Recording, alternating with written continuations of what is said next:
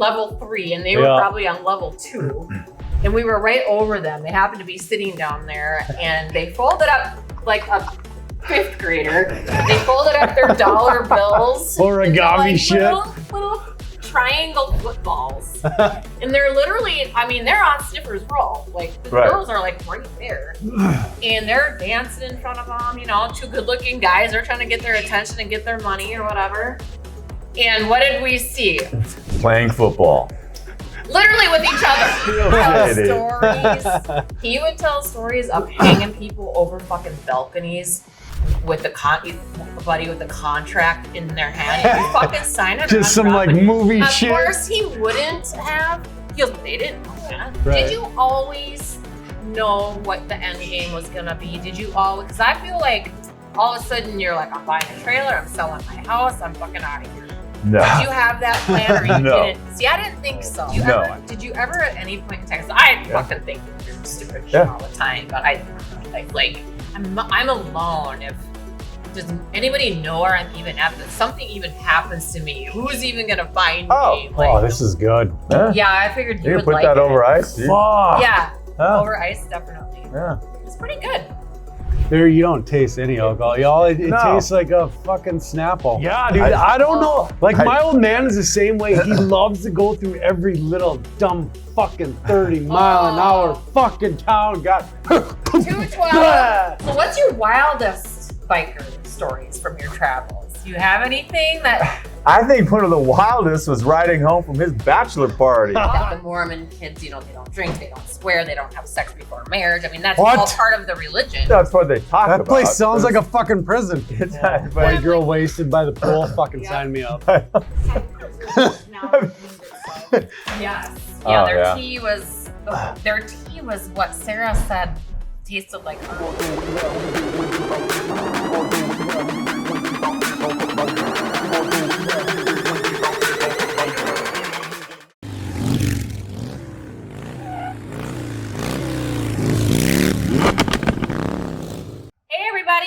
Welcome back to Beer, Booze, and BS. We are back here in beautiful Zimmerman, Minnesota, filming. Joining me today, as always, my buddy Paulie. Oi. And today, I'm so excited for this. We have our good friend Craig Johnson, a local from Princeton, I guess you lived in. Yep. And he's not local anymore as he's retired and he's been traveling the world, literally. So we're here to listen to your stories today and talk about what you've been up to. You guys met one time. You said you met a couple times, but the one time in particular was in Iowa. Yes. So Mike and you and I, it was just the 3 of us, right? Right. We did a dry run to the Lumberyard, which is a strip club in Iowa. That's just a Des Moines. Super cool place. The test run. Yeah, it was going to be Mike's bachelor party destination. So we all decided, the 3 of us decided to hop on our bikes and go. And were we checking into we were checking into our hotel. Right. And I noticed those 3 idiots, the Schwefel boys, John, Shaun, and Paul, crossed the street at the freaking gas station. So call him up. I'm like, hey, fucker, where are you at? I'm in Iowa. I'm like, look this way or whatever. And there I am waving you're at him, look to your left. He's like, what the fuck? I'm like, we got a hotel room right here. He goes, we're spending the night here too. So they weren't in our room or in our hotel, but they did come over and ended up going out with us. We were like a block away, weren't we? Or through the woods? Right around the corner. Yeah. So then you guys came to our balcony suite at our, remember that place? I mean, this place was a shithole. Let's just put it mildly. And we about got kicked out twice. That time and then the other time. And at Mike's bachelor party, yeah. Got a little rowdy and a little crazy, but we ended up hanging out with the Schwefel boys. John, their dad didn't come with, but what do you remember about that Not much. evening? I remember being completely hammered and laughing a lot. Yeah. And Do you remember going to the Lumberyard even? Yeah, I remember going. Okay. I don't remember a whole lot of activity happening. Okay. I do remember someone peeing off the balcony. That was one. And it was and everything was a contest. It was like an arch. Oh yeah, him and his brother. Impressive. Yeah. It was impressive for some reason. I remember that. Yep.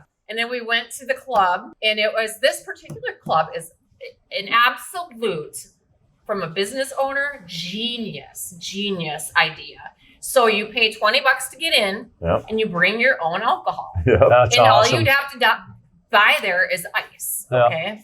So they have bouncers there, but no bartenders. All the fucking pop and all the mix was in machines. Remember that? Yep. And so you brought your own stuff in. You had to buy their mix and their ice. But they have no fucking overhead. None. The girls, the strippers, pay the place to be there. So it's like all they're paying is for bouncers to basically make sure that there's no trouble involved. Was there like 3 levels? There was 3 levels for sure. That place was fucking nuts. Yeah, they had shower tower. Private booths in the back or whatever. But for table dances or whatever, private dances. But yeah, it was a badass place. 3 levels that I remember seeing anyways. And I remember the guy walks us in. We had gone to the liquor store and bought our beer and our booze or whatever. And he put everything on ice at our booth or whatever. And we got there pretty early, I remember, and it was kind of quiet at first. But then I remember the Schwefel boys. We were on I think level 3, and they were probably on level 2. And we were right over them. They happened to be sitting down there, and they folded up like a 5th grader. They folded up their dollar bills. Origami shit. Little triangle footballs. And they're literally, they're on Sniffer's Roll. Like, the girls are like right there. And they're dancing in front of them, 2 good looking guys. They're trying to get their attention and get their money or whatever. And what did we see? Playing football. Literally with each other. I thought they were playing goalpost. This would be the goalpost. Yeah. And then one of them would be holding it up and flicking. And they would laugh hysterically at each other by doing it. I'm like, what are we witnessing here? In a strip club. In a strip club. Entertaining themselves like they couldn't be entertained by anything else. Like, we were watching them from above, and we're like, look they're not even fucking paying attention to the girls at all. I don't know. There probably wasn't even girls out there. It's probably shift change. Shift change. There was. You guys were not even looking at them. You were so involved in your football dollar game. It was so funny to watch. It was probably a bet to see who could fucking make it so we could take the other person's money or something. Probably. You guys were laughing hysterically doing it. And so it was, we were laughing hysterically we were entertained. At you. Yeah. It was a good time. You'll have that. So that's... You said, that's kind of how you guys met. Anyways. Right, it is how we met. So Craig is a retired business agent for the Teamsters. And a lot of people that maybe don't know what a business agent is, maybe try to explain what it is that the job consists of. We, the local that I was involved in, Local 320, is a public employee union, our local. So we did all public employee contracts. Okay. So we would negotiate with cities, counties, anything that was municipality, public works, school bus drivers, teachers, all kinds of public employees. Yep. So a business agent, we would negotiate contracts, we would handle grievances, we would try to hold the employer accountable to the contract that they signed, and just kind of maintain that type of a thing. So it's kind of we were kind of on edge with management. Yeah. I could go in and tell my people's boss to fuck off. Yeah. They couldn't do anything to me. Yep. So they couldn't fire me. They couldn't do anything. And so we had a little bit of power that way. And so our job was to just maintain the contract and make sure that the employer honored it. So and basically fight for your for the union rights. Guys. Yeah. Teamsters is such a broad union. Like they cover a lot of types of employment. Right. You were more city, like municipality type stuff. Yeah, not we did like all truck public. drivers. We did all public employees. Okay, got you. Yeah. So how did you get that job? Anyways. Well, I got to the point where I worked for Hennepin County. Okay. And I got to my county job because of my horse experience. So I ended up working at Hennepin County as a correctional officer, but when I first started there, I would manage the horse program. We had 40 head of horses, and downtown, basically downtown. That's crazy. And- Is it still there? Yeah, the facility is, but It the is. horse program's Oh, not. it's gone. Okay. And actually, I don't know. I'm not sure if they're housing juveniles there anymore. But so it was the kids were all adjudicated. I was a rec therapist, so I handled outdoor education and recreation with the kids, and I would take them horseback riding, teach them to ride. And then we'd also go up to the boundary waters and do canoeing, things like that. So you're taking kids that are in trouble. Yeah, that are have locked been in up. trouble, that are locked up. Dude, what the fuck? I want to get in trouble and do that shit. It was Try to rehabilitate them through horses. right. So we were doing. And we had a lot of experiential stuff, and then after about 5 years, That's cool. it was the county made a decision that it was too expensive to do that kind of thing, and so then they went to more social workers. And so, I was married at the time, expecting my daughter, and so I either go try and find another job in the horse business, or stay there as a correctional officer. So I just stayed there as a correctional officer. Okay. And so then I got involved in my union. So I became a union steward there.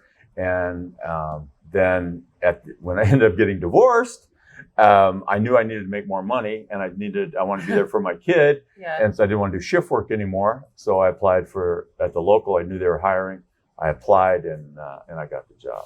Cool. So that's not a business agent. You get the job. It's not a voted. No, like position. in that particular local, you apply. You apply. When in a lot of locals, you are elected by your membership to be a business agent. Yeah, exactly. I know, Jim Bonhoeff's dad, Bob Bonhoeff. Yep. Did you ever hear about him? Mm-hmm. Yep. Cowboy Bob, they always called him. He was notorious for we're talking like in the 70s when he was in, like the business agent, where shit was really fucking shady. Everything's fast and loose. He would tell stories of hanging people over fucking balconies with a buddy with a contract in their hand. You fucking sign it. Just some like movie shit. Of course he wouldn't have. He goes, but they didn't know that. Right. Yeah, we'll fucking sign. No. I mean, that was numerous times. He told me one time, or told Jim and I one time, that Messbusher, was their Teamster attorney, because he was like back then one of the top attorneys back then. He goes, I was bailed in and out of jail 7 times in one weekend. They would throw me in jail for shit, whatever they were doing, and I'd bail it. Messbusher would bail me out. And he had a lot of mobster ties back then and stuff like that. So, yeah, there's quite a history in Minneapolis with the unions and everything. Yeah. He had some pretty amazing stories that there's not a chance you could get away with anymore. But so what was there ever any intense negotiation or strikes that you ever had to deal with? What was the most? The only strike we had while I was employed there was in St. Louis County. Okay. Up near Duluth, which is one of the biggest counties.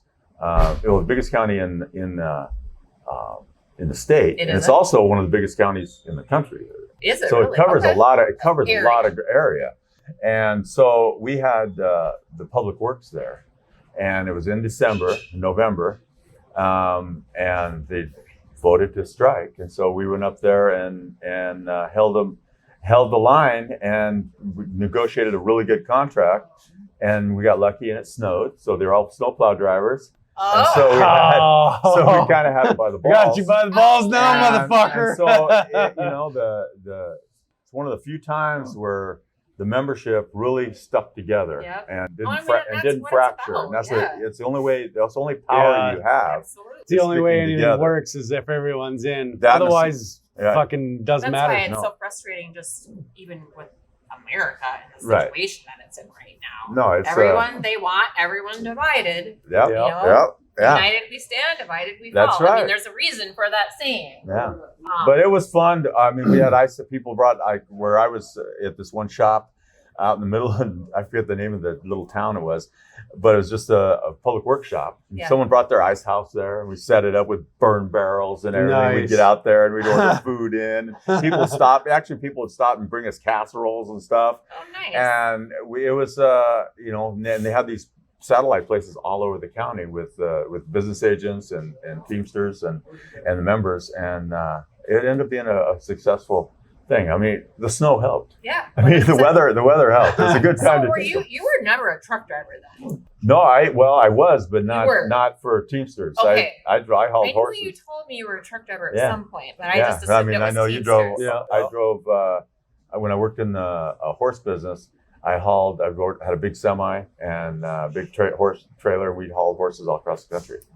Okay. I see those once in a while. They got those big 53-foot fucking horse trailers. Yeah, like they're all lit up like a bus from behind. You think it's a bus? Yeah. I just seen like the Mounies or something. On Facebook, there was 17 Frisians that were rescued from some facility out east.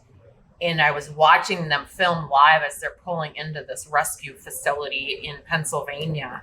So, I mean, I love Frisians. They're just so majestic. Oh, yeah, they're cool. But, they were all not so much scrawny, skinny, but you could tell they were very unkempt. Yeah. And there was a lot of studs. There was a bunch of mares and a lot of studs. And the fucking trailers they brought them in, the stalls in these trailers were like the size of my living room. Oh, yeah. I couldn't believe what I was seeing. I've never seen anything like that before. Yeah. So is that like what you were hauling? Yeah, we had, in? I mean, literally. They were like 12, probably 15 by 15 bedroom size. Yeah, we could tear ours down and do the same thing. Yeah. And everything was, otherwise we basically would haul 15 horses in it, and there'd be 3 facing each other on each side and a couple in the aisle. But they were all first class. There was 17 Frisians, and they used 4 trailers to haul them in. 4 of those giant trailers. So they just kept piling them in and piling them in. Yeah. I was like, wow, look at this. It's crazy. You see some of those fucking Logan horse trailers? They're like $350,000, $500,000. Yep. Yeah. And like the These inside is that, immaculate. Looks way nicer than any house I've ever been in. It's like, God damn. Yeah. Oh, yeah. Live in this motherfucker. Yeah. I don't even have horses. No, that was one of the funnest jobs I ever had. I bet. Yeah. We'll get into that. Yeah. So what was the best, what did you like best about your job as a business agent? Or even maybe the job, did you like being a business agent better than actually working with the kids? Or it was time for me to move. I mean, I worked 20 years I ended up working 20 years with the kids, and I enjoyed that because I started off.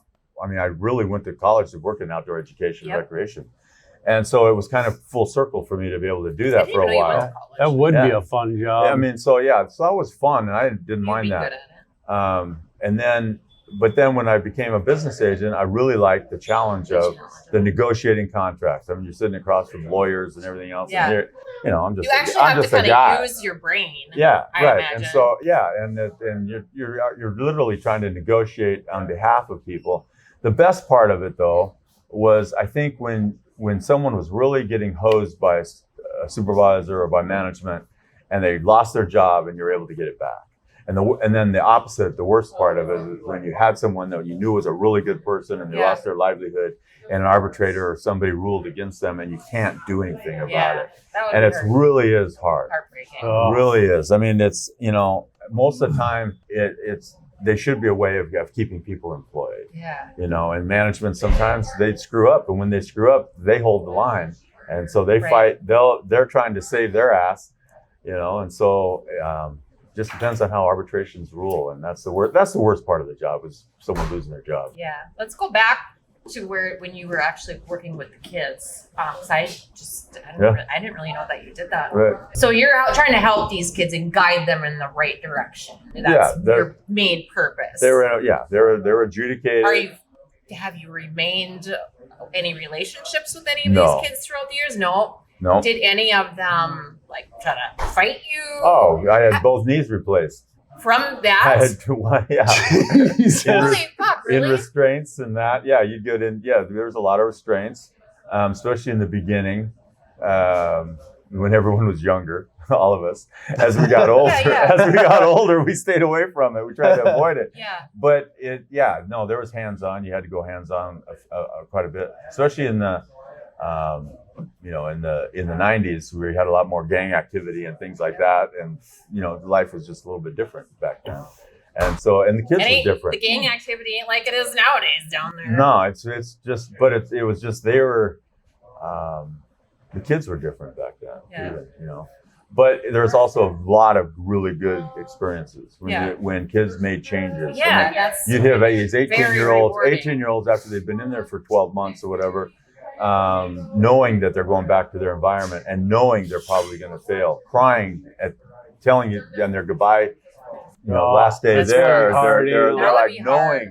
that they know they've had a taste of success in the program. But they know when they get back to their environment. Because they don't have the resources What was the average age of these money kids? to 16, 17? Yeah, anywhere from 13 to 17. So it was as young as 13. Yeah, you had a few in there, and then we had a girls program. The girls really thrived with the horse program. They really did a good job there, and then we had 4 or 5 cottages of boys.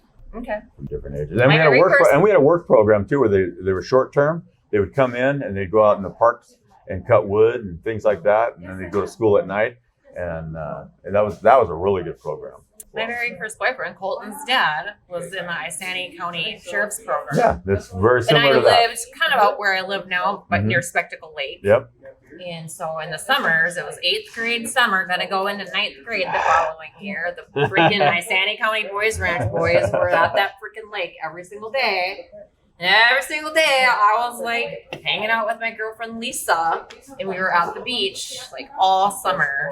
And that's how I ended up meeting Colton's dad. But my mom didn't guide me any better. So that's a whole nother fucking story, but anyhow. So now you're how long were you a business agent? About 10 years, almost 11 years. Okay. Yeah. So the majority of your career was with the kids then. Yeah. Yeah. So retirement, how long have you been retired now? Is it 5 years? No, almost four. 4?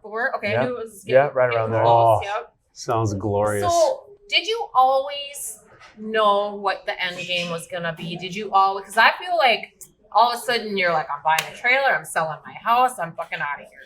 No. Did you have that plan or you didn't? See, I didn't think so. No, I had no plan. I figured I would die working. I did not plan on retirement. I didn't save money. I didn't plan on anything. I lost my ass in 2008 when that fell. I went through 2 divorces. That, so I had to refinance everything. I got married. Did not know that either. Yeah, and so So once I started, working in the business agent, I thought, well, maybe I could retire a little bit, Yeah, because you're getting and a good pension. so then I just started planning a little bit, but I knew that I didn't have the resources to go buy another house. So I worked and I saved till I paid off my trailer, paid off my motorcycle, paid off my truck, and I was able to retire debt free. Yeah. And then That's the way to do it. And I sold my house. Yeah. And I took all that money still sitting in the bank. And I was and then one of my pensions, the actual pension from the business agent job, we didn't think we were going to get a pension from that because Central States was a big pension. It covered a lot of businesses, a lot of truck drivers, a lot of local truck drivers here, a lot of old guys here. Yeah. Would ask me all the time when are the Teamsters going to fix our pension? Yeah. Because the Central States was messed up. Well, finally, it got passed in Congress, and Biden actually signed it. And once he signed it, I knew I was getting a pension. That was a game changer. Good. Because that was with that, my Social Security and my 2 county pensions that I got. I'm fine. Right. As long as I'm fine. You seem like you're. So what I did, I made sure I was debt free, and I decided to live in my RV, and I did that first 2 years. I was pretty much on the road. Yeah, I know. We follow you. I do. I mean, I enjoy watching your adventures. There's just been a plethora of them. It's how I entertain myself because I spend so much time by myself. I got to do something. While you're shrinking down to I did nothing. That's been a game changer. On your journey that you've been on of retirement and stuff, you've traveled all over the place. Yep. What's some of the favorite places that, let's just say in the United States? Okay, one of my goals was to ride my motorcycle in every state. Okay. And I did that. You did it? Yeah, I've done it with over accumulation of years. Yeah. Rhode Island was the last one, and so when I was back east, wanted to go there. When I was back east there, I spent I'll tell you, it's so cool. It's one of my favorite areas. Is New it? England. Yeah, the motorcycle roads in Vermont I've been in and New Vermont. Hampshire Yep. are phenomenal. Yes. I mean, it's just, and Maine is just. I've not been to Maine, but I've ridden my bike to New Hampshire. Yeah. And through Vermont. Vermont was It's stunning. Yes, it's one of my favorites, and I spent the whole summer there. My the buddy. graveyards are just Yeah, badass. I know. My buddy has a lake place on Lake Ossipee in New Hampshire. Oh, okay. So I was able to back my fifth wheel into it, and I just stayed there. And Nice. they still had a place. You're like, Lots I of ain't leaving, bears. They were motherfucker. still, yeah. Well, Lots of he bear. cooked me. I'll tell you a bear story. He cooked a big lobster boil for us. So we're sitting there, and I wanted to get up. It was one of my last couple nights there, and I wanted to get a sunrise, pictures of the sunrise. So I got up really early, and I'm sitting out there, and the lobster thing that he boiled the lobster with, the water is still sitting on the Still grass. sitting there. And I'm sitting there in this chair, waiting, and having a beer and waiting. I got my camera phone all ready. And I look over, and there's a fucking bear, literally with his nose in the pot. Just And licking go it. from me to the camera there, right? Brown bear, black bear. Black bear. Black bear. And he's just sitting there looking at me, and I'm like, I'm in flip-flops. And I'm like, You're like, "All I right, ain't need running to- from this I need an motherfucker escape flip-flops." plan. And the dock was there in the pontoon. I'm like, man, I'll just dive in the water and get under the pontoon if he comes at me. So all of a sudden he comes at me. He did? A He black just bear? takes a step towards me, and I jump up, and I did one of these yelling thing. And he took off, and I'm like, no one's going to believe me.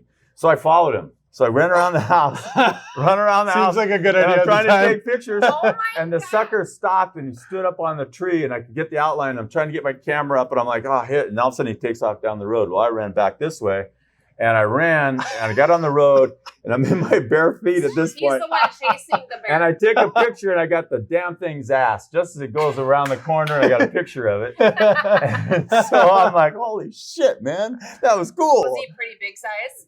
It seemed big to me. Yeah, I don't know. because when we would see the bears out there, we seen tons of them. They were Yeah, big, it like was- a lot bigger than our bears here, our black bears. Yeah. So then the neighbors camera, one of those trail like cams. ring Oh, yeah, door yeah. collars Caught and it, shit. caught it going up the watch, so we were able to get a still picture Oh, of that. that's Nice. cool. But yeah, there's bears out there. And moose. Yeah. Lots of moose. I've seen Yep. lots of them too in our travels out there. So is that you're gonna say Rhode Island then? And that Well, I think that probably your New favorite. Hampshire, yeah, and then You go to like a biker rally in New Hampshire. too. Laconia. Yeah. Yeah, it's one of the oldest ones in the country, and it's really just a cool area. It's Yeah. right on the lake. It's not like a Sturgis Sturgis. or Algona or anything like that. Yep. It's just the bikers come from all over the New England area, and it's just really a cool rally. time. Yeah, yeah. And there's a lot of history there. Yeah. Beers Like Beach and I've definitely, like I said, the riding those back Oh. roads through Vermont and New Hampshire and stuff. It was just phenomenal. unbelievable. Yeah. Upstate New York too. Oh, It's absolutely, gorgeous. It's absolutely. very much like Minnesota. Yep.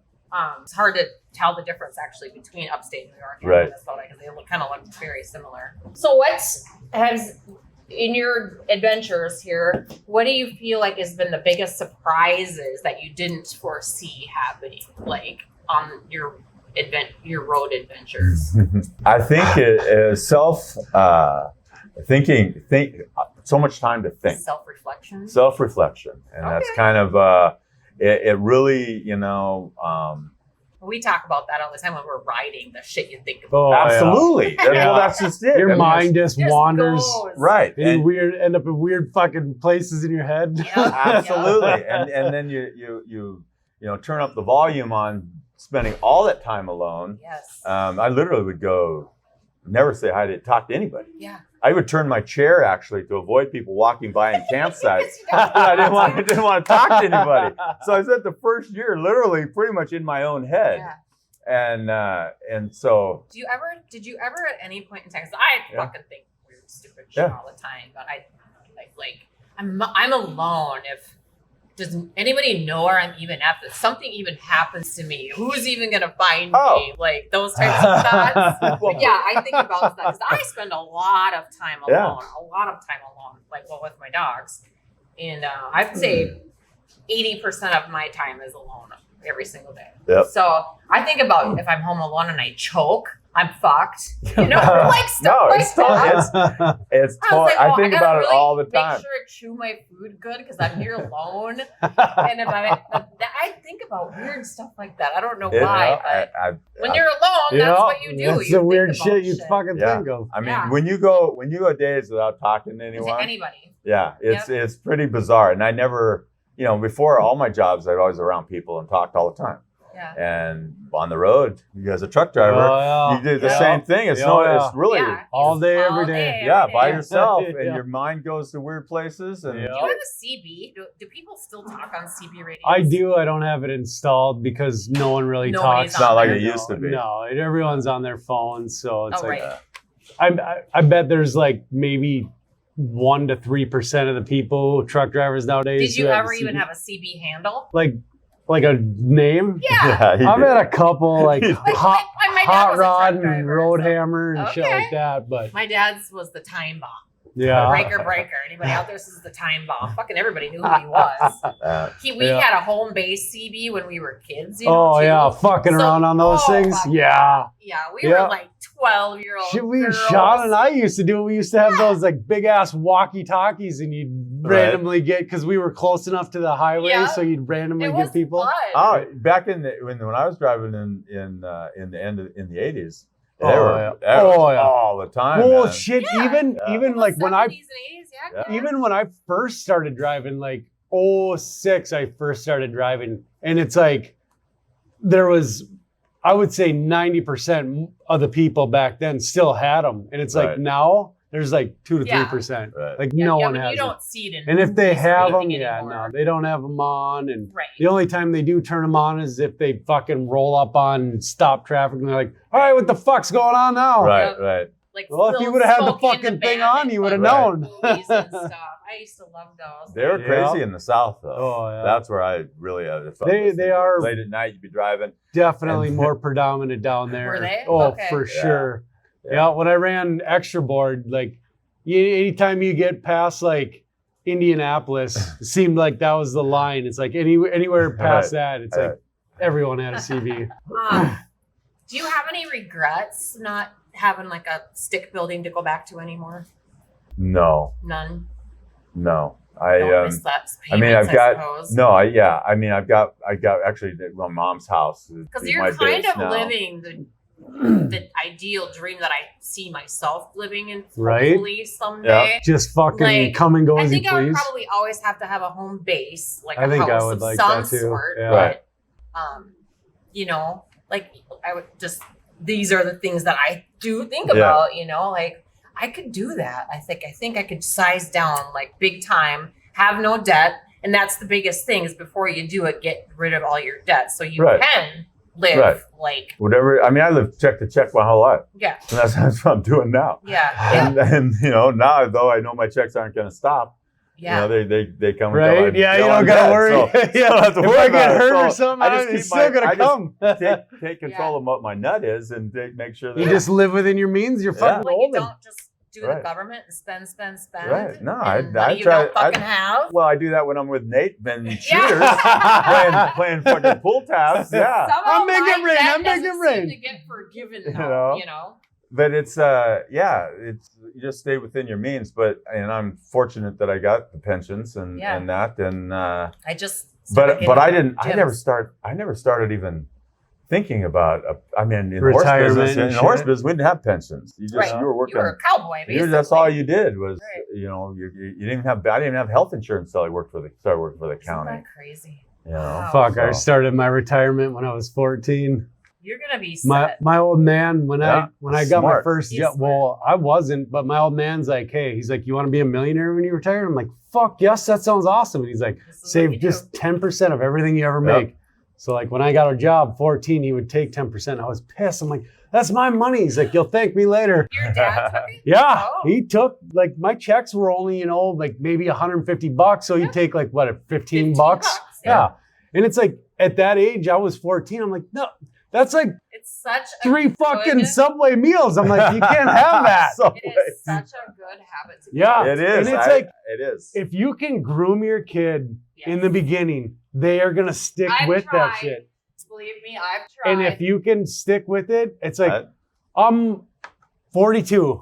I have house paid, a decent amount in 401k. All my toys are paid. All my vehicles are paid. That's awesome. And it's like, if I just keep status quo, I should be able to do exactly what you did. Is I want to buy a fucking Peterbilt neon green and black with a big fucking toy hauler. There you go. And just fucking cruise the countryside, throw my bikes in the back or whatever other toys. I can And totally see you doing that. ah, Well, hopefully we're doing it too. That's I got 18 more fucking years. I don't know if I can wait that long. Do you though? Jesus I mean, you don't have to. You don't have to work that long. I figure I could probably. You're already like pretty set now. I figure I could easily retire when I'm 50, but if That's I like 8 more years, dude. I know, but if I work till I'm doing it. if I work till I'm 60, I can stay on Estes' healthcare. And then I have healthcare, and that's the biggest thing, right? Yeah, healthcare will fucking wreck you. Yep. And especially when you're up at that age, it's like, dude, it could happen so fast. A shoulder or this or that, a hip, fucking. It's kind of the same. See, I'll tell you, if you work till you're 60, from 60 on, life is pretty good. Yeah, it's not that. It's really, you think when you're 50, you think 60's old. I know. Now that I'm 68, gonna be 68 in August, I'm like, crazy. How old do you actually feel? Right now? Yeah. I probably feel 50. Okay. That's I mean, fair. there's some, I mean, mentally I feel 10. Yeah. See, that's we know that's that. dude, that's where I've been all my life. I'm stuck in that. I don't think I'm ever gonna leave that's that the only spot. double digit right there is 10. Yeah, right. Guys ever do. But I got heavy. Last year I was shooting with Sparky over here. I didn't even want to go. I didn't want to get out the chair. Felt just that. I felt in COVID, and then COVID hit, and then it was like, I got depressed and everything else. And that just it took me a year. down then it took on me a year on the road, and then that's when I started the reflection and all that, and I started pulling myself out, and I made the change. That's fucking badass. Yeah. Hell yeah. Almost 180, 165 pounds. What? You lost? Mm-hmm. I was over 350. No way. Really? Mm-hmm. I don't remember you being that big. Yeah. I don't either. Yeah. Not that, that's big. Yeah.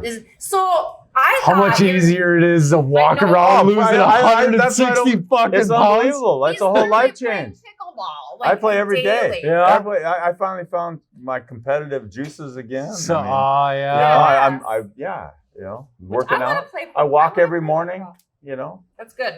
Yeah. And your knees are good? Yeah, I had both replaced. So I'm nice. So did that stem from the job with the kids? Yeah, it really did. I figured it just was age and heaviness. No, it was. That didn't help, obviously. No, riding horses didn't help, and all. Right. I mean, they were pretty wore out. Yeah. But I had knee. I remember when knee replacement was based on injuries that I had from surgeries that I had because of work. Yeah. Cool. Well, let's start our first drink. What do we have here? We are doing Noca. It's 2 Turnt tea. This is their new flavor called the Bayou Berry Blast. Oh, you're gonna move in there. So tell us what we have here. So it's 5% alcohol. 12 packs.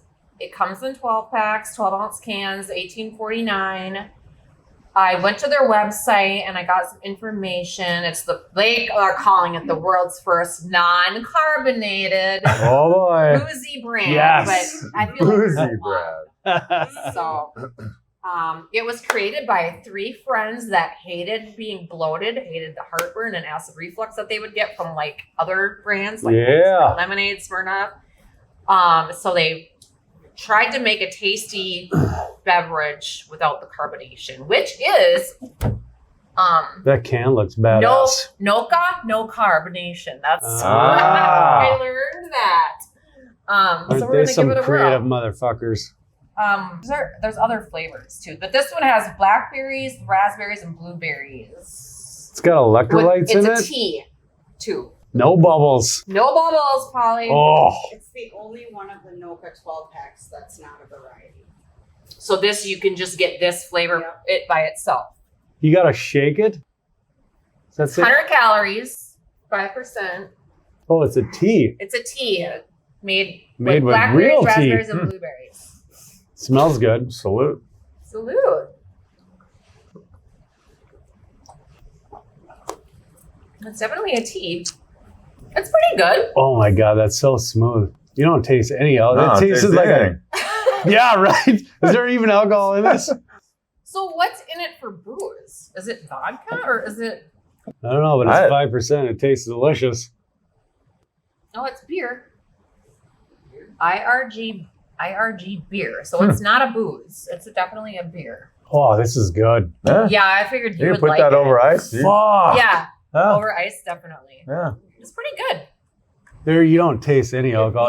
It tastes like a fucking Snapple. Exactly. I got tea. It's just like there's no like bite a. to it at all. No, nothing.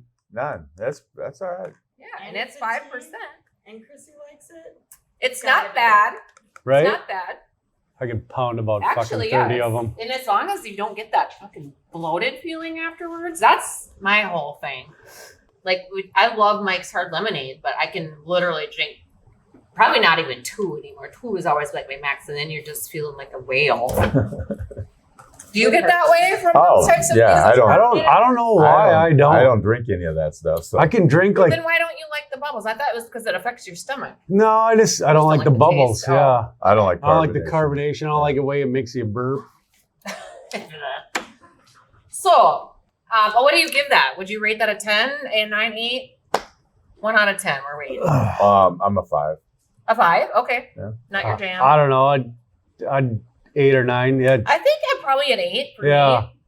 It's I delicious. mean, and I'm not even a tea Super. drinker. I'm not a big fan of. Well, I like peach tea, like sweet stuff, right? Yeah. So. I don't even like that. But that's not even that sweet. So. That wasn't sweet. No, you could. Fuck, you could drink the hell out of those things. And like I said, it's 5% alcohol, so it's decent. Got alcohol in it. You just don't. All right, I'll give it a 6. You don't have to. We're. Well, it's hard to rate shit because you don't know like what everything else tastes like. Right. Like last week, shit, we had that fucking what was that? That leg spreader? Oh my god. Oh god, that was with Renee. That was a month ago. That shit, man. Yeah. That shit'll fucking wreck you. Yeah, that was good. Or that margarita. Yeah. That fucking spicy margarita that Shannon made. Yeah, that's the one I'm talking about. That one. Yeah. That one. I'm excited for the last drink. The Jolly Rancher one.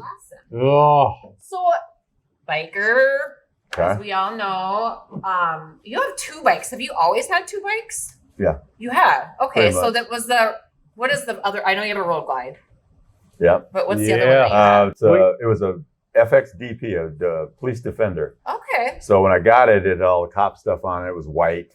And Oh, yeah. I stripped it down. Is that what you I had wish I would've first kept it. before the road glide? For the road glide, yeah. Okay.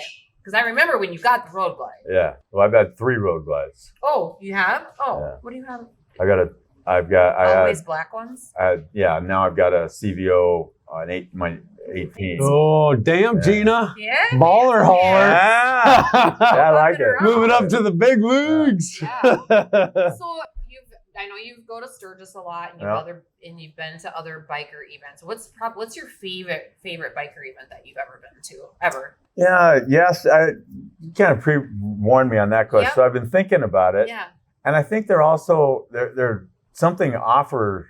Different. They all about- offer something different. Yeah. I mean, whether it's the chili feed here, over in Oh, Ellsworth, God, yeah. or Algona, or a big one like Sturgis or Daytona. Yeah. But I think when it comes down to it, it's getting back together with people Yeah. that I don't see all the time. Which is probably Laconia. With Laconia is one, Sturgis is another one. Like when I pop into Sturgis, I'm going through Sturgis after I leave here. Yep. So I'm really going to just see people. Yeah. Not for the Right. for the I bike. mean, once you've been to Sturgis as many times as we all have, Right. it's like, So it's it's about the I just people. kind of a chore. Yeah. I It's like more to go, just go and hang out and I party. like to go for the ride, like Yeah. out there, like the back roads. Right. Like, I don't fucking ride 90. My favorite part of I going hate that. You'd like to ride 90? Yeah, dude. I don't know. Like Oh. my old man is the same way. He loves to go through every little dumb fucking 30-mile-an-hour fucking town. Got 212. 212 to fuck 14. that. I 212. can't stand it, dude. That's what we were doing. I like bombing on the highway. Yes, now. me too. I want to fucking Yeah. hammer down, get out there, and then set up shop and fucking sit and drink and party. Yeah. Yeah, I like the experience of riding like the small towns and stuff like that. It's just what I've always done. So I hate 90. Like it's bumpy and it's windy, and I feel like every time I've ridden it, I'm riding like this because the wind is blasting me. Yeah, there is that half the time. It does get. Never have had a good experience on 90, and then nobody knows how to fucking drive. So there is that I'd rather too. if I'm on a time frame, sure. Yeah. But typically, we make it out there in a day. So. See, that's kind of how it was for us. Like when we were going out, we weren't going to be out. Like I'm assuming when you go out, you're out there for like a week or maybe 2. Mike and I have gone out there together. I mean, yeah, it used to be out there for camp for a week. Or towards the end, when Jim was still alive, we would stay in Deadwood all the time in a hotel with Elmer and Sue, Enos. But Mike and I have literally left on a Friday and been home by Sunday afternoon. Blast out there, get a room and pier, get to Sturgis in the morning, get our shirts, say hello to some people. And then bomb back. Go to the dungeon box, my favorite. Leave my $1 and then out.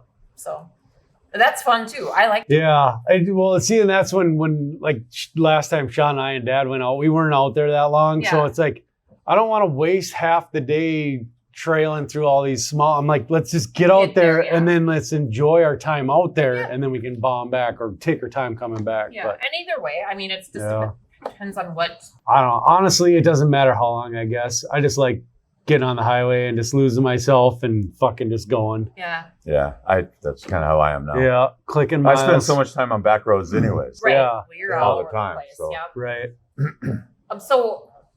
Speaking of going on back roads, so you've traveled all over. What is, as we're all bikers here, what is one road or one area that you would recommend for every biker to experience at one point? At least once. I have 2. Okay. One is the whole area where the 5 parks are. What's this? Zion. Oh, yep. I've been through there. There's so many highways, 89, 191. There's just a ton of them. And if you take the time to check them all out. Utah is probably one of my favorite states. It's absolutely phenomenal. It's different every time, whether you go in the morning with the sun coming up. It's the shadows are different. It's different color at night and the evening. The time of year, it's different. It's always just unbelievable. And then Another road, I mean, I got to go back to my roots in California, Mulholland Highway, Pacific Coast Highway. And is that Highway 2? Highway 1. Whatever. Yeah. And then, then going up through Mammoth Lakes, all in Yosemite, all that area in the Sierra. So I think those are my favorite areas. Okay, so not necessarily out east then. No, I mean, I already gave kudos to Vermont and that. So. And I really enjoy it. Yep. So if you're a guy is going for his first time on a bike trip and you've been all over, you're gonna say go there. I'd say Utah area or the Coast Highway. Yeah. Or California. And Idaho too. Idaho is that's another. I'm heading back this trip here. I'm going to Teton National Forest. Okay. And I'm staying in Du Bois, Wyoming. I'm going in Du Bois, Wyoming for a week, and then I'm going over to Victor, Idaho for a week, and I'm going to ride all through roads that I went to school in Idaho, and I worked in Idaho. So I'm going to some kind of a nostalgic road trip on the bike, places that I haven't seen on the bike yet. Yeah. Nice. So, that'll be fun. Idaho. Idaho's phenomenal. I'll journey along with you through Facebook. The magic of Facebook. I got a buddy who lives out in Pocatello, Idaho. I'm visiting this old guy that I met in Arizona in Firth, right there near Idaho Falls. Oh, no Pocatello shit. Area. Yeah. We go out there snowmobiling too. Like, what is that fucking? I can't think of it. Where I go every year snowmobiling. Fuck. No, whatever. I can't remember. Cody? Cool story. No, it's in Idaho? Yeah. Island Park. Yeah, there you go. Fuck, why couldn't I think of it? Island I've Park. been there like the last 10 years of my life. And That's where you snowmobile? Yeah, it's awesome Oh, there. dude, Island It's one Park of my is favorite places. sick, right? Yeah, absolutely. Oh, Absolutely. God. It's phenomenal. Yeah. There. Last time I went there, I bombed. It was my buddy Roger. He's the one that lives in Pocatello. Yeah. He calls me up. He's like, hey, we're getting fucking dumped on. He's like, you got to get out here. I'm like, all right. So called off work, whatever. I'm like, FMLA, I can't make it, whatever. I'm out. Throw the sled in the back of the truck. And it's like my dad's truck who he gave me. Thing's got 400,000 miles. It's an 02, right? Yeah. I just throw it. I didn't give a shit. Just fucking bombed out there. Made it in a day. Stayed in a hotel. I got there at like midnight, right? After I got off work, I like drove there. So I'm balls fucking tired. And I parked my truck and then I watch this guy. This is the year, what's this, like 2-3 years ago when we got like just fucking retarded amounts of snow. Yeah. Like it was above their sheds and houses and shit. And this guy's trying to take his 24-foot trailer around in the parking lot. And he goes around and I'm like, I'm standing back here. I'm kind of just like, I'm like, no. And then his trailer's just like right in the snowbank, stuck. So I ended up fucking helping that guy get out. But like I stayed in this hotel right on the river. I wake up the next morning, it's fucking dumping snow. Look out. And there's like a moose sitting in this river right out my window. I'm like, dude, how fucking sick is this? I'm like, why don't I live out here? Was that 2 years ago? Yeah, I think I was in McCall, Idaho, and I parking my RV with snow high on both sides. Yeah. And then dude, it was unbelievable how much snow was up there. So that's probably an unseasonable amount, or does yeah. that This was in April. Yeah. So they got I think, and that's it. storm. That's actually when I went out too. Like, so this is just like we go to one of Roger's buddy's place. He lives like literally from the trailhead in Island Park. He lives like not even a mile, and it's just a dirt road that goes back to his cabin, and he's got a F-250 Super Duty, right? Yeah. In the You guys are talking West Yellowstone. yeah. Island Park. Yeah. That's right. Yeah, right. Yeah. And it's like the path that they plowed on the sides was as high as the fucking trailer and the top of his Super Duty. Like it was that deep. Like this dude has a tractor with this big ass fucking, I don't know, it's like 12 foot wide, 8 foot wide snowplow. And he's got to go up and down with it just to get through that fucking deal. Yeah, it was. Jeez. And it's like I said, I've been going out there for 10 years and I've never seen any snow anywhere near. It was just the most insane amount of snow. It was crazy. It was so fun. So I was going to say, because you don't normally camp in snow, obviously, in your motorhome, because we know that you don't stay all that warm. No, and I'd started off going south, basically up to Oregon and Idaho, all that area, and then I needed to start heading towards, because that's the year I went to Calgary. So I just headed up. That's why I headed up there. My sister lives in McCall, Idaho, so I stayed. I got a place to stay there at the RV place. And that's just a nice area if you ever get up to McCall. And then I went up to the Panhandle, and I stayed on the Montana side of Bonner's Ferry, which is the skinny part of Idaho. Okay. Yeah. And so halfway between there and Glacier, I stayed in this campsite there on the Katahuni River. That's a neat area too. It? Yeah. Okay. So You've been all if you're over. taking notes, I was gonna be like, yeah. My grandparents used to live about 45 minutes from Coeur d'Alene. Yeah, that's right. Brooklyn, that area I was in was Coeur d'Alene. Oh, yeah, that's a really cool area.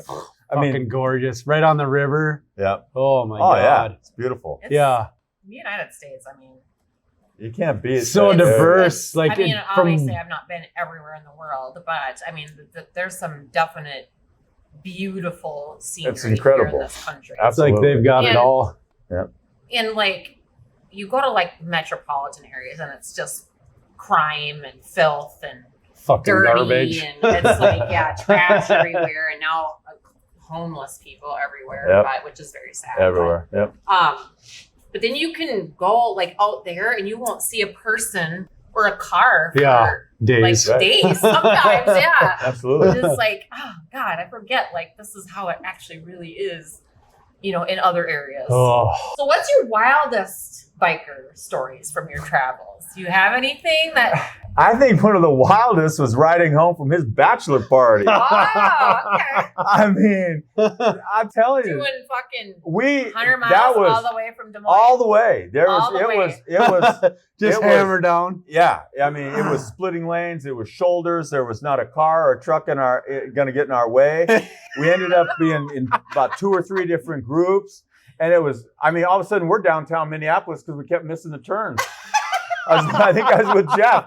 I was Jeff, but I can't remember who else I was with. But there was like end up with 3 of us, and all of a sudden we're like, oh fuck, we're downtown. So then we got back on the highway 94, and then we ended up meeting Mike and a couple other guys as they're getting off in Rogers, and then we went over. Then we all went to Cowboy Jacks. Yep, that's where we met. But Yes, that was, Cowboy I Jacks. mean, that's just one time that I just always stands out as just nobody gave a crap about cops. 0 fucks nothing. given. Absolutely didn't give a shit about nothing. Yeah, that was Hungover, Breaking the law. Breaking the hungover, law. hurting, and probably just still drunk if they got Absolutely. tested. Right. absolutely, it was. Oh, those are some of the best rides when you're kind of like hungover, kind of like just don't give a fuck, and you're like, just get You the wanna get where fuck you're out of my going, way. yeah. Yep. Yeah, and it's just there's just a It's a lot of good those group of types of guys, things. too. Absolutely, that makes all the difference. Yeah. But they're I met a whole group of people in Sturgis, and we've done several trips together. We did Tennessee, we rented houses in Tennessee, a bunch of us, and then we did the whole Wild West. Are these people that you didn't know before Didn't but know. met in Sturgis? Didn't know. We all met online. Oh, Nice. okay, Um, interesting. We all met online on Sturgis.com, trying to check out different Really? things. Okay. And so we all just spent one whole 6 or 7 months, giving each other shit and getting That's to know each cool. other on there. And then we all That's met kinda up at the sweet, Buffalo yeah. Chip. We met up at the Buffalo Chip, and there was there was a big group, and that was part of the big group. And then we became a small group that smaller group has stuck together, for all these years That's since super cool. 2006. Oh, fuck. And, Damn, that and is we've gone on great. bike 20 trips years together. ago. Yeah. We've gone on bike trips together. Not everybody's made all of them. We've done Thunder Bay. Met up in Canada twice. We've met up in, like I said, Tennessee. Then we did a big West trip, and then we've met at Sturgis several times. So you got guys and from New all Hampshire. over? The first time or- I went to New Hampshire was a group of With people those went guys? with those guys. So where are they most of them from? Yeah, like Everywhere? they just all over. You got. So that's you've why got, you did a couple in Canada or something. Yeah, like we have that? Canadians. You A just- lot of guys from Canada on all ends of Canada. Okay. Texas, Nebraska, South Dakota, New Hampshire, New Orleans, Fuck, they're all over. Texas, The entire Georgia, spectrum, Yeah. all over. Dude, Yeah, fucking- California, all over. Cool. Yeah, and How then many is there? 20? right now there's probably of a core people that I still keep in contact with. There's probably close to 20. Wow. That's pretty cool. and then out of that 20, probably 10 that All men? Or is it women too? women too. Women Yeah, yeah. No, it's a mixed group of people from all over. Sweet. And that's one of the guy I went to Europe with who was from that Was group. from He that was group? a business agent. It was an iron worker, and so we had something in Oh, common. that's We cool. met at Sturgis. We met online, then we met at Sturgis, and yeah. Look at you. We're gonna bounce back here a little All right. bit. I heard you were a Mormon. Yeah. Clearly, you don't follow the Mormon. I'm not practice. So- I don't practice any type of religion. Right.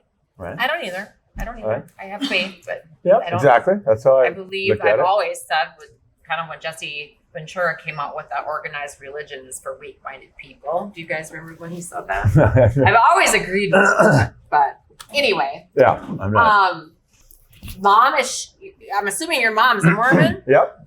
Does she still practice it? Yep. She does. Yeah. Okay. She goes to church. Yeah. So at what age? So you were born into it. Yep. How now you talk about, and there's people that talk about Mormons being a cult and stuff like that. Yeah. I was baptized a Mormon. Yeah. And did you know And that? I did not know that. Yeah. I was 13 though, No. kind of forced into it by my parents Mhm. at 13. Yeah. And practiced it for a few years. It was more of a nostalgia thing, I think, for my mom to get my dad to quit drinking. Mhm. So they found some Mormons, local Mormon family, in that kind of introduced us Yep. into it. And like they have the, what are they called? What are the ones that come to the house? Missionaries. The missionaries. Aw. They still come to my house. They are a cult. They will not leave me alone. They got They you send fucking me on lock. birthday cards, Christmas cards. I don't even know who these people are, but I'm in their fucking rotary. How do you still have my address? Oh, they I know find they me. find yeah. They find me. I'm like, go visit my mom. Like, she's the one that got me into this shit. And I even tell them that. Yeah. This is where she's at. She's in Elk River. She would enjoy, actually. Right? Seeing the someone. missionaries. Yeah. Oh, funny. Oh, so yeah, we went to the Mormon church here in Princeton for about 3 years. Not religious. Well, that's how whatever. yeah, your name and address is still probably on record. But I've moved. I mean, Yeah. I was 13 at the time. So, but yeah, they don't follow. My brother doesn't get it. My sister doesn't get it. Why are they don't follow my mom, which is her big idea. Oh, funny. That's funny. Yeah, they don't follow me. And your mom is still in the church. Yeah. So I watch not Desperate Housewives, the Housewives of Salt Lake City. Yeah. Have you seen it? I've heard about it. I don't watch These any of girls that are stuff. like, well, one wrote a book, which was Right. the bestseller called The Bad Mormon. She's basically these women, they get ostracized from this church, the Mormon church. Like if they do anything wrong, like, I don't know, have an affair or, even divorce. Like you are like the worst woman on the planet if you want to divorce your husband, basically. That's how I understand it from their perspective. Yeah, they're jaded. It's not that bad. I've been divorced twice. But you don't practice it. No, but I Is your mom, if I go divorced? I go to church with my mom once in a while, just because she likes the company, and she likes it. And you go to the Mormon church. Yeah, don't bother me. Yeah, I go to any church, but if I want to go, the people I think generally are they're all pretty very for the nice most part people. are nice people. Yeah, They, like the people that I've met family. along the way they're very family oriented. They're family oriented. Yeah. Nice. A lot of them are successful. It's a network. They do network, and a lot of Republicans. all Republicans. I was gonna say, damn, yeah. very- So did you get raised Republican? Oh yeah, You were. Okay. absolutely. My dad's mom was a delegate in the Republican Party at the convention. Was high up in the convention for years and years. Okay. Oh yeah. That's interesting. Yeah, I learned this from Jan. Yeah. She Yeah. tattled on you a little That's bit. right. So are there any Mormon values or habits that you still, obviously you don't practice the church go like all the time, but that you carry with you on a daily basis? Oh, I think And when did you kind of leave the church? At what age did you just like, I'm done? No, I think after my first divorce.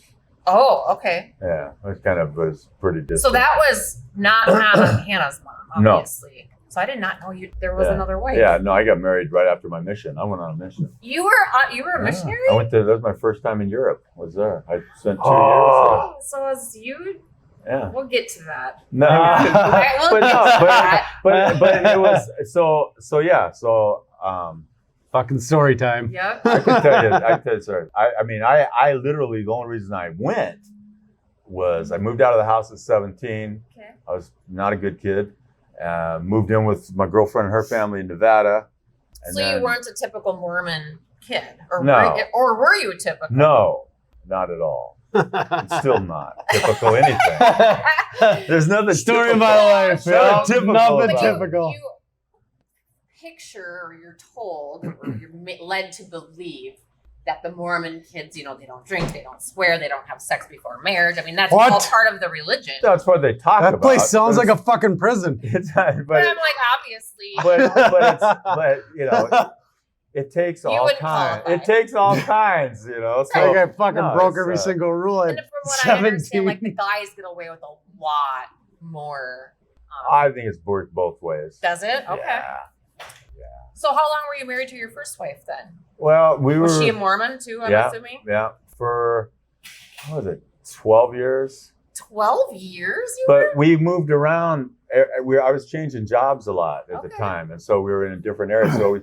So I went to college, and she did not like. I got a job working in Idaho at a I was working with kids up in the mountains for summer in between God, that semesters, sounds riding badass. horses, and they gave me a trailer to live in, so she would be able to come up there. You know, we were living in a small town, and all of a sudden woke up one day and she was gone, and Shut up. she took off back to California. Fuck. And I'm No like, I'm sitting in idea? the mountains. Nope, I'm sitting in the mountains. Just going, waiting now for her to what? come So back? then I had to go back to town because I had my apartment there. So then I ended up quitting that job and then followed her back to California. Yep. And I went back into construction, working for construction. And then Did you get back together then? we in got California? back together. And then I got out of construction. I didn't want to work construction. I didn't know how I saw myself doing that. So I got a job at a horse ranch, and then I was broke, didn't have any money, but they gave me a house to live in. So then we were able to move into the house with your wife. So that was a whole, Okay. So then from there I went to Georgia. I managed a place the place that I worked for, leased Kenny Rogers' place in Georgia. So then we were moved again. That was 5 years later. So we moved there. How did you manage to not have kids with her? And being, because isn't that part of the Mormon thing? Yeah, Like, it was. have as many kids as you can? She had some infertility issues Okay. and stuff. So, We were talking about adoption and all that. So then I went from Georgia to a job in Wisconsin, and so it was another change. So every time we'd start to have problems, I was changing location, so it was like starting over. And then finally, after in Wisconsin, I was working for the Wrigley family there, and finally that was it. I had enough, so we went our separate ways. And then I ended up coming here and getting a job here in 92, 91. Okay. But from the time I went to Georgia, I didn't have anything to do with the church. okay. So mid-20s? Yeah. Late 20s? Yeah. Okay. Pretty Okay. much. Cool. You did not know all of this stuff about you. I love doing this just because I Right? Because you just find out so find much out about random stuff shit that you never a knew. long time. I Right. didn't know half this. No, I know. There's Because you just don't, No. I'm being Right. nosy and be like, I watched all of them, so I Yeah. know. I did my homework. You're like, I know what I'm coming into. so we're going to start drink 2. Okay. Which is Sun Cruiser Pink Lemonade. It's vodka lemonade mix. That We sounds did Now we're the tea talking. last Now time we're we were. talking. Now we're doing the lemonade. You It's don't like 4.5% alcohol. I love vodka. Oh, Comes me in too. an 8-pack and sells for $22.89. I love all alcohol.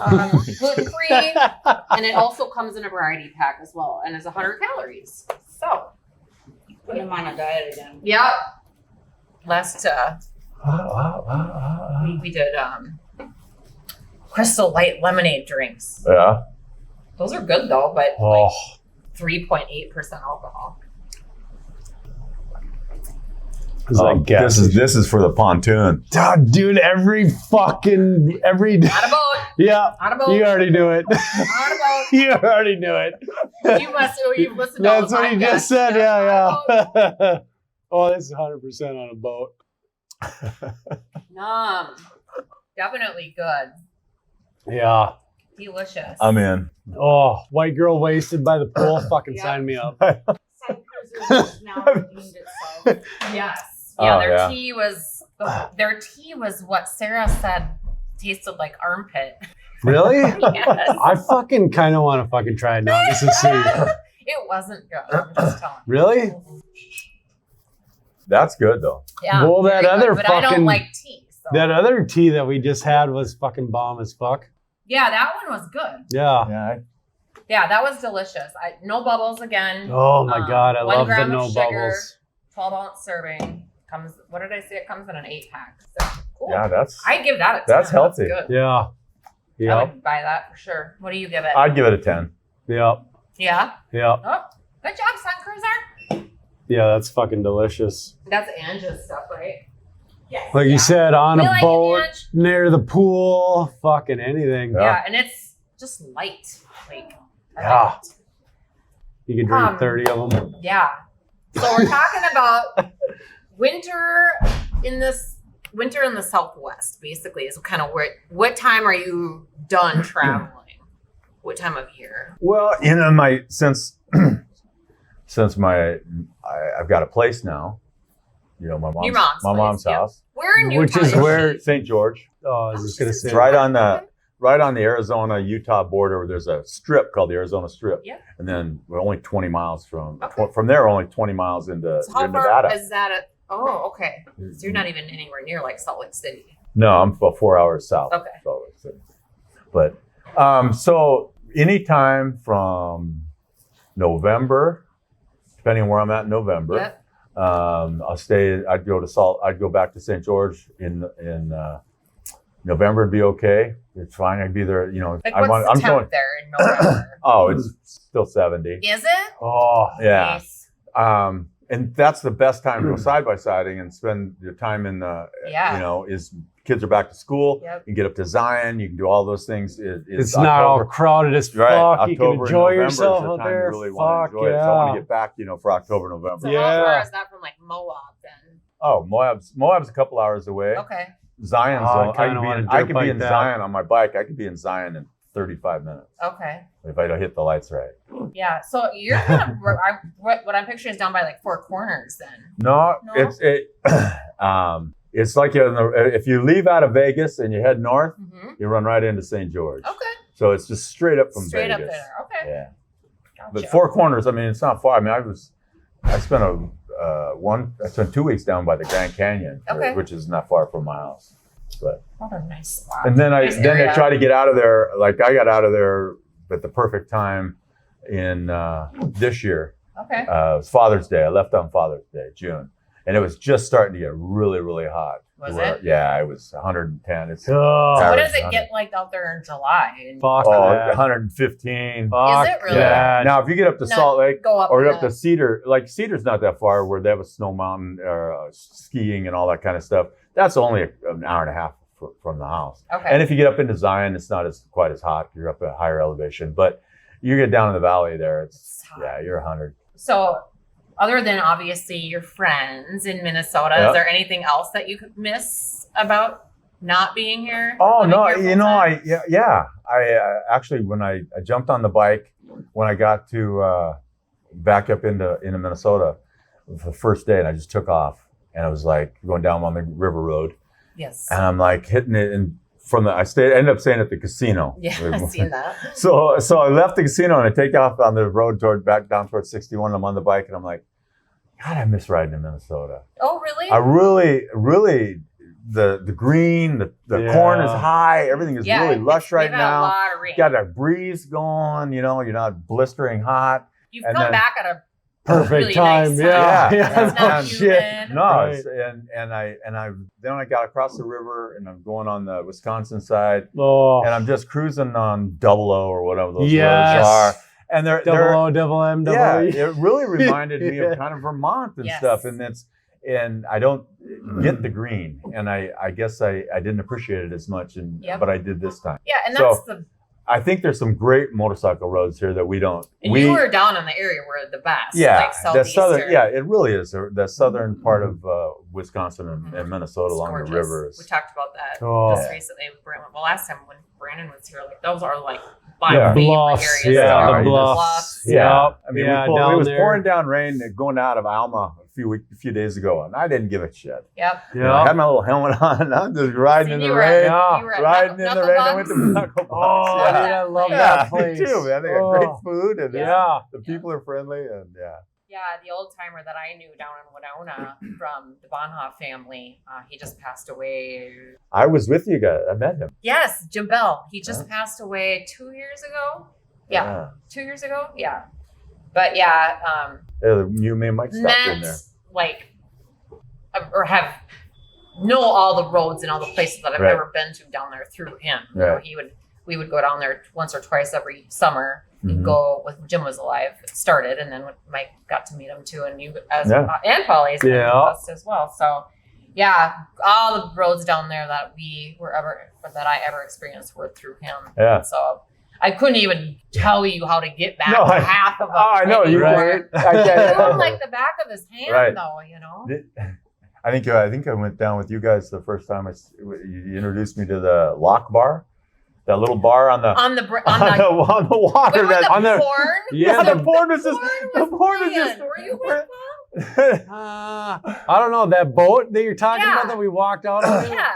Yeah, I was on there. I've been there, yeah, but I don't. And all they had was with us? porn. all you could get playing? was one kind of beer and porn. Yeah. That's it. We Right just stood on there. the bar. We're like, is Black that and white porn? TV. One was black and white, and there was a color one. No? Yeah.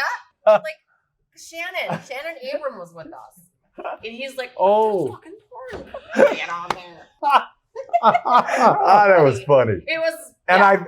I've been there twice. We were like, this is why And Jim so Bell likes to come with, here. Yeah, I right. stopped with on our way to your thing in Wisconsin, your wedding, the wedding party. Oh, yeah. So I think it was with Jake and Jeff, Oh, and we okay. stopped there, and that was the second time I was Oh, there, and okay. I've never been able to find it. Oh, I was ever again? I was looking for it this time, and I couldn't find And it. who even knows if it's there I don't anymore? know. I don't know. Probably sunk. I don't know. That was But fun. yeah, both cool times there was places fun. out there. Yeah.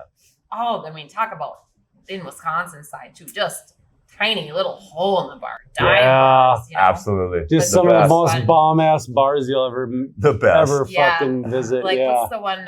Hank's What's that frog Hold one? Out.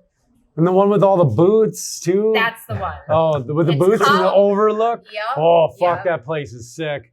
It's oh god. I have no idea what it's called. Hold out something. I don't even know how to get there, or what I don't town it's in, remember, or but nothing. Cool. Yeah, I couldn't find it. Right? But we both know what we're talking Yep. about. Yep. yeah. So you kind of told me your favorite destinations in Arizona as far as riding and stuff, but where's your favorite place to go in Utah? I think no, Utah is probably the my favorite would be around They don't have Helen Zion. there either, No. right? no around the Zion. Anything from the border all the way up to Highway 70. Okay. All the parks are in there. All the five major ones are in there. So in Utah, that'd be a place. In Arizona, I think some of the best riding is around Sedonia, the White Mountains, Prescott, all in that area. I've been to Prescott. Flagstaff, all those truckers got screwed. Yeah. Yeah. FedEx. I'm I still had surprised that the a business pension from them, agents but aren't doing more. Oh, to they get them try. unionized. Oh, they try. They're always trying. They're not hanging people over balconies, though. Not trying apparently. that hard. Or have mafia. he's like, I don't know what you're Yeah. talking about. There's always angles they're trying to get into. Yeah, because those are like huge national, worldwide companies. Oh, That'd be yeah. crazy. Yep. I'm just shocked.